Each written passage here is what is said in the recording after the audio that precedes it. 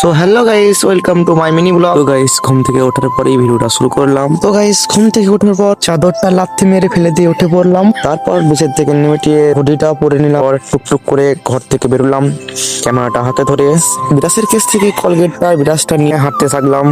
ঠাকুরতলায় এসে দেখছি সাধনদা দাঁড়িয়ে আছে। বাড়িতে দেখছি কিছু কুকুরের বাচ্চা কি সুন্দর ভাবে শুয়ে আছে, দেখো কি সুন্দর ভাবে ঘুমাচ্ছে জড়াজড়ি করে ঠান্ডার মধ্যে। তারপর হাঁটতে হাঁটতে চলে গেলাম সোজা বিরাজ করতে করতে চলে গেলাম মাঠের দিকে। গিয়েছে আমাদের ক্রিকেট খেলার সাধনদা এক জায়গায় দাঁড়িয়ে বিরাজ করছে আর আমি চারি মাঠটা দেখতে দেখতে এলাম। আমাদের খেলার পিচের অবস্থা দেখো, এখানে তো খেলার মতো জায়গা নেই, তাই আমরা একটা বাগানের মধ্যে খেলি ক্রিকেটও দাঁড়িয়ে আছে। আমি পিচটা দেখছি কি অবস্থা। তো গাইস, আমাদের ঠান্ডার এই শীতের আবহাওয়ায় সরষের ফুল ধরে প্রচন্ড। কি সুন্দর আবহাওয়া তোমাদের দেখাবো এগিয়ে গিয়ে। কি সুন্দর ভিউ দেখো আমাদের মাঠের অবস্থা। এখানে আম বাগান, সরিষে লাগিয়েছে, এদিকে সরিষে লাগিয়েছে। এগিয়ে যাবো, দেখো এখানে এই ভুঁইটাতে আলু লাগিয়েছে, আলু চাষ হয় এখানে। আর সামনে সরিষের ভুঁই, সবই সরিষে দেখতে গেলে। আমাদের এখানে সরিষে, আলু, আখ সব রকমই চাষ হয় এখানে।